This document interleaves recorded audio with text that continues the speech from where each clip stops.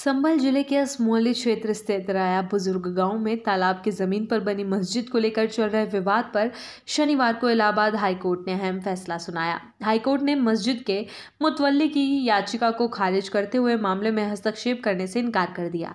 Court ने याचिकाकर्ता को निचली अदालत में जाकर प्रशासन के ध्वस्तीकरण आदेश के खिलाफ स्टे लेने की सलाह दी है। मामले की शुरुआत 2 अक्टूबर को उस समय हुई जब जिला प्रशासन बुलडोजर लेकर मस्जिद और पास के मैरिज हॉल को गिराने पहुंचा। प्रशासन का दावा है कि मस्जिद तालाब की जमीन पर बनी है और यह अतिक्रमण की श्रेणी में आती है। इसी दिन प्रशासन ने मस्जिद के साथ ही मैरिज हॉल पर भी कार्रवाई की थी। मस्जिद के बगल स्थित मैरिज हॉल को प्रशासन ने लगभग 4 घंटे तक चली कार्रवाई में ध्वस्त कर दिया था। जब मस्जिद पर कार्रवाई की बारी आई तो स्थानीय लोगों ने जिलाधिकारियों से 4 दिन की मोहलत मांगी, जिसे डीएम राजेंद्र पेंसिया ने स्वीकार कर लिया। इसके बाद स्थानीय लोगों ने खुद मस्जिद की बाहरी दीवारें तोड़नी शुरू कर दी। गुरुवार और शुक्रवार को नमाज के बाद भी कुछ लोगों ने मस्जिद के कुछ हिस्सों को तोड़ा।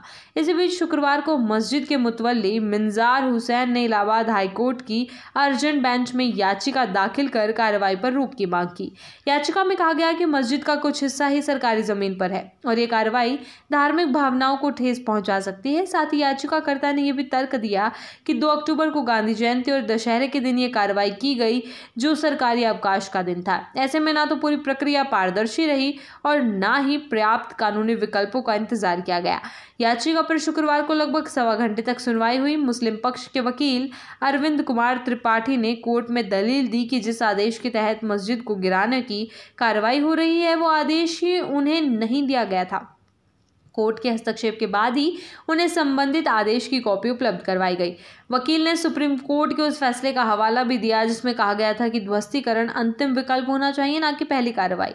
इसके बावजूद हाईकोर्ट ने याचिका खारिज कर दी और याचिकाकर्ता को निचली अदालत में जाने की सलाह दी। कोर्ट ने कहा कि प्रशासन के आदेश पर स्टे लेने के लिए याचिकाकर्ता को ट्रायल कोर्ट का रुख करना चाहिए। अब मुतवल्ली मिंजार हुसैन ट्रायल कोर्ट में याचिका दाखिल करने की तैयारी कर रहे हैं। तहसीलदार धीरेन्द्र प्रताप सिंह के मुताबिक ये मस्जिद लगभग 10 साल पहले गांव के ही निवासी मिंजार हुसैन ने बनवाई थी और वो खुद ही इसके मौलाना भी हैं। प्रशासन का दावा है कि मस्जिद 550 वर्ग फीट क्षेत्र में फैली है और तालाब की जमीन पर अवैध रूप से बनी है। जिस जिले में चल रहे अतिक्रमण हटाओ अभियान के तहत इस मस्जिद और मैरिज हॉल की पहचान की गई थी। 2 सितंबर को अवैध कब्जे हटाने का नोटिस दिया गया था और 13 सितंबर को दोनों निर्माणों पर लाल निशान लगाए गए थे। इस पूरे घटनाक्रम पर स्थानीय सांसद जियाउर रहमान बर्क ने भी प्रतिक्रिया दी है। उन्होंने लोगों से अपील की है कि वे खुद मस्जिद पर हथौड़ा ना चलाएं और किसी भी विवाद या टकराव से बचें। उन्होंने कहा कि अगर प्रशासन कुछ गलत कर रहा है तो उसके खिलाफ कानूनी कार्रवाई का सहारा लेना चाहिए। मस्जिद के मुद्दे पर उन्होंने शांति और संवैधानिक प्रक्रिया का पालन करने की अपील की। गौरतलब है कि यह मामला न सिर्फ स्थानीय स्तर पर बल्कि राज्य और देश भर में चर्चा का विषय बन गया है।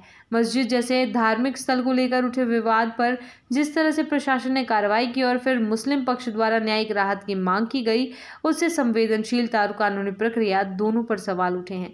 अब निगाहें ट्रायल कोर्ट पर हैं, जहां याचिकाकर्ता पुनः राहत की उम्मीद लेकर जाने वाले हैं।